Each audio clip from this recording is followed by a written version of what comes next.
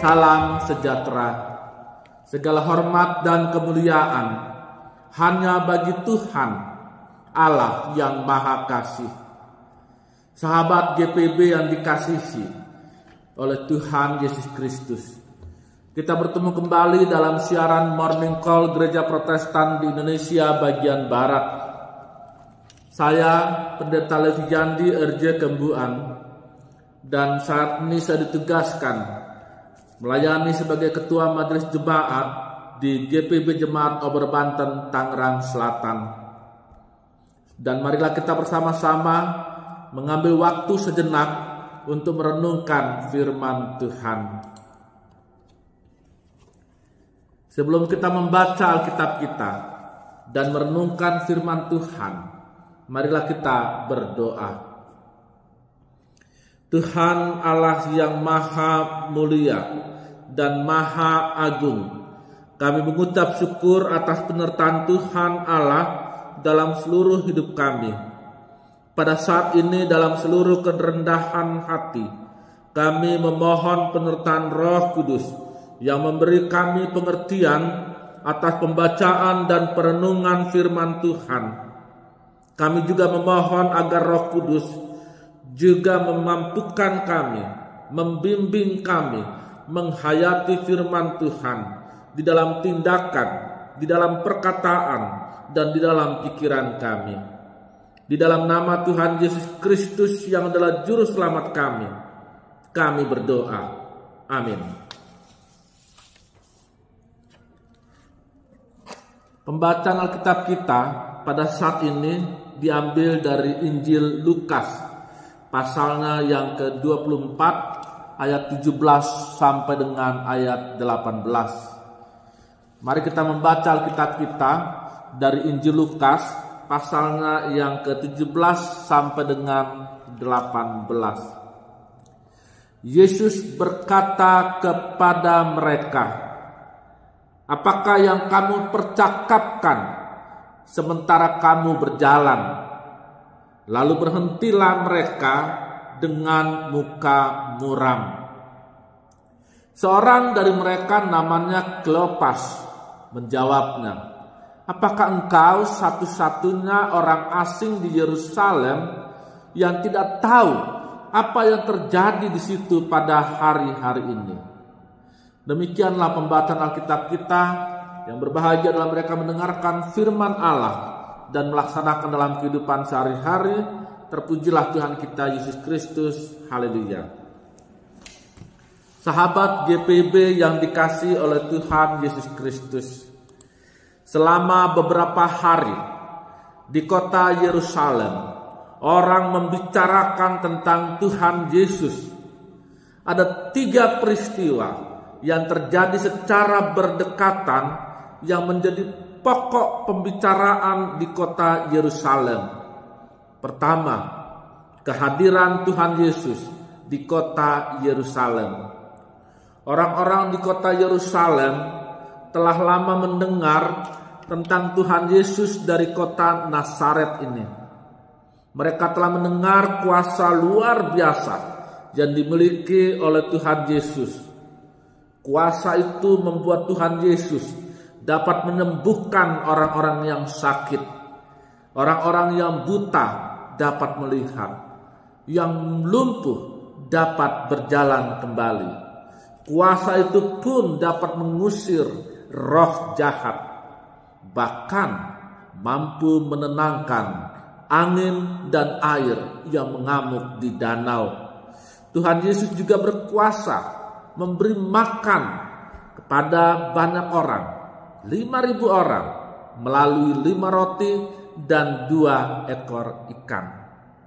Kuasa yang dimiliki oleh Tuhan Yesus membuat banyak orang menaruh harapan yang kuat bahwa Tuhan Yesus akan menjadi raja di Israel, akan mengembalikan kejayaan kerajaan Israel seperti pada masa Raja Daud, pada masa Raja Salomo.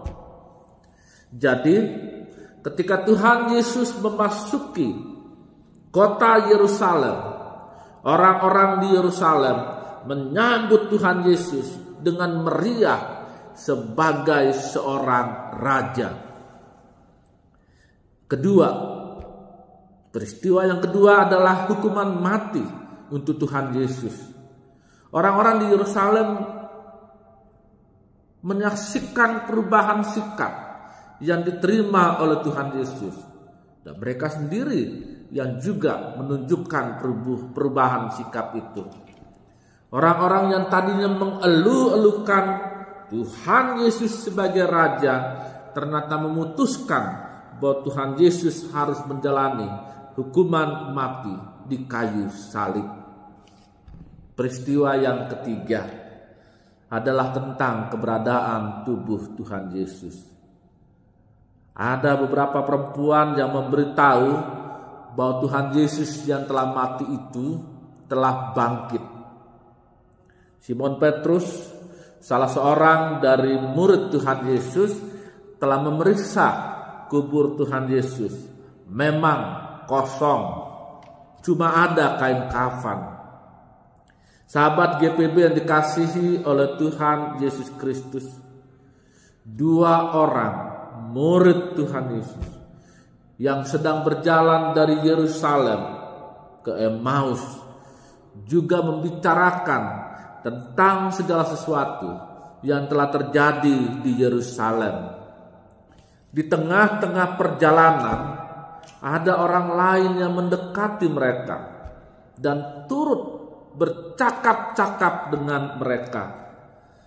Kedua orang murid Tuhan Yesus tersebut di awal perjumpaan dengan orang asing itu dibuat heran.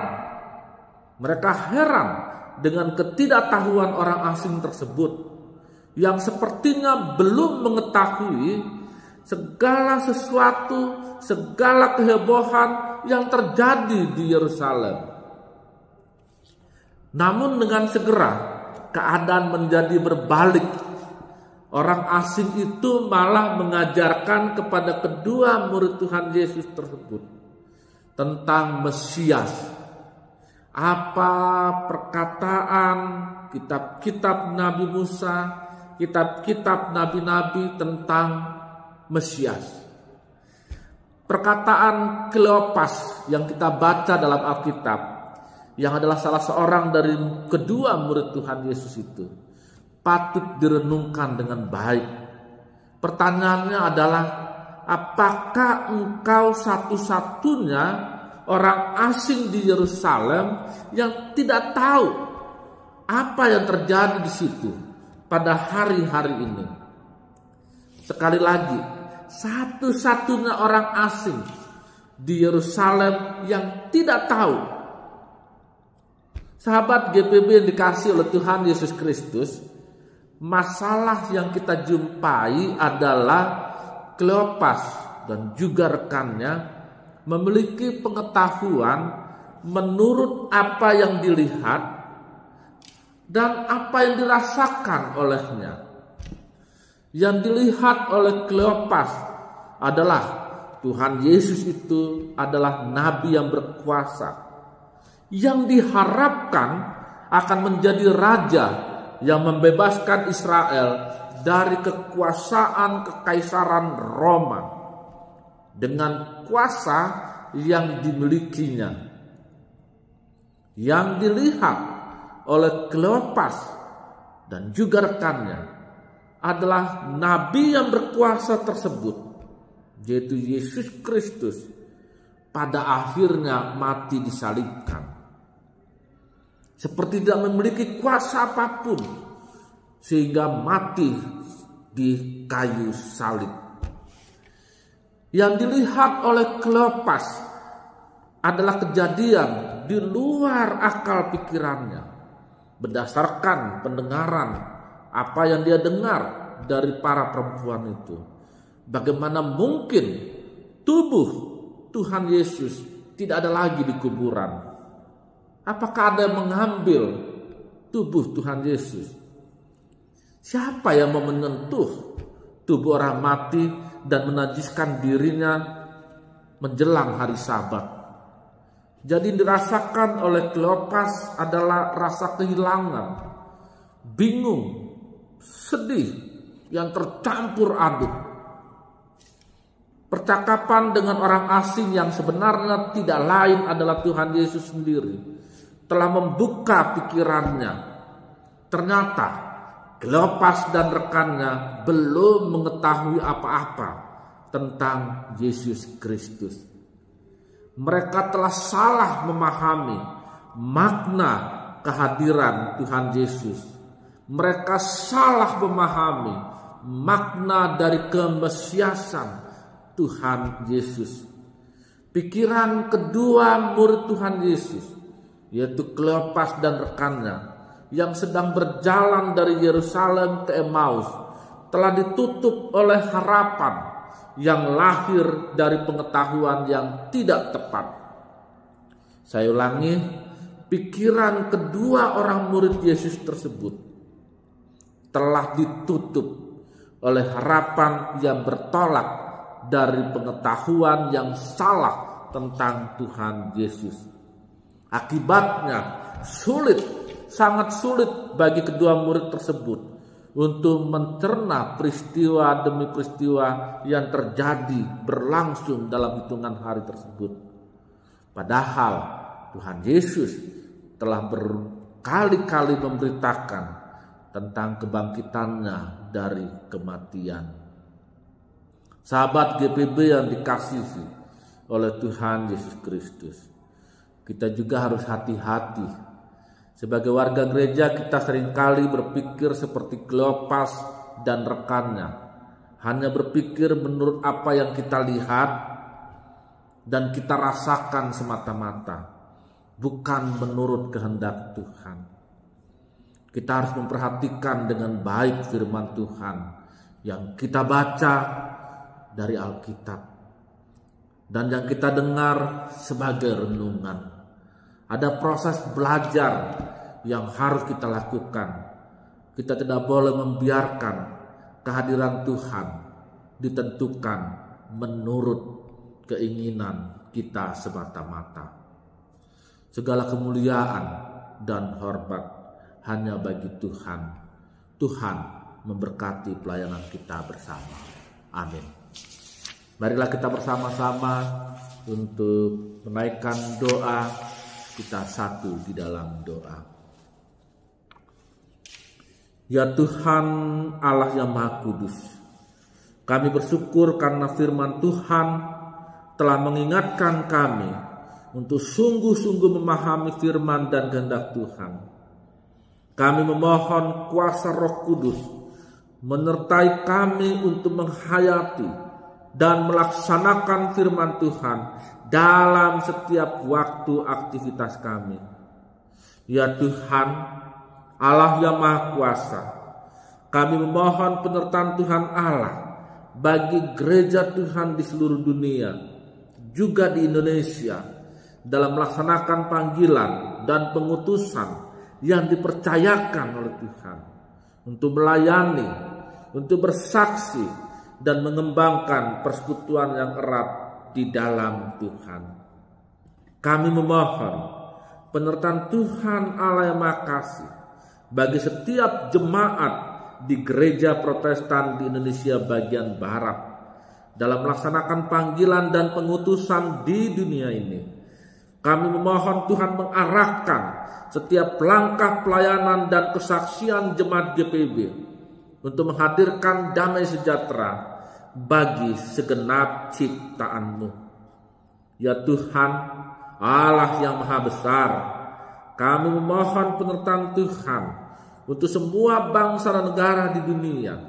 Kami memohon penyertaan Tuhan untuk negara kesatuan Republik Indonesia.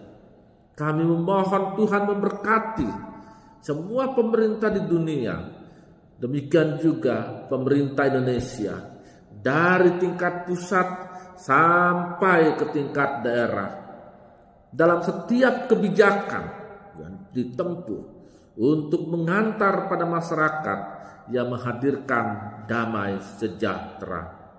Kami juga memohon Tuhan memberkati segenap anggota Tentara Nasional Indonesia, segenap anggota Kepolisian Republik Indonesia dalam menjaga keamanan serta kedaulatan bangsa dan negara Indonesia. Ya Tuhan, Allah yang Maha Kasih, kami berdoa untuk masyarakat di mana kami hadir menjadi bagian di dalamnya. Kami memohon berkat Tuhan yang membawa kesejahteraan. Kami juga berdoa untuk setiap orang yang mengalami pergumulan, apapun ragam pergumulan yang dialami. Kami memohon penyertaan Tuhan yang sungguh-sungguh membawa damai sejahtera dan sukacita. Penyertaan Tuhan yang juga memberdayakan setiap orang yang berharap pada pertolongan Tuhan ketika menjalani pergumulan hidup mereka. Kami menaikkan doa ini ya Tuhan, dalam iman, dalam pengharapan, dan di dalam nama Tuhan Yesus Kristus, Juru Selamat kami. Amin. Sahabat GPB yang dikasihi oleh Tuhan Yesus Kristus, marilah kita melanjutkan segala aktivitas kita dalam iman, dalam pengharapan kepada Tuhan Allah yang Maha Kuasa, Allah yang Maha Kasih, sehingga menjadi pelayanan dan kesaksian yang membawa kemuliaan Kristus. Dan biarlah kasih karunia Tuhan Yesus Kristus dan kasih Allah dan persekutuan Roh Kudus menyertai kamu sekalian. Amin.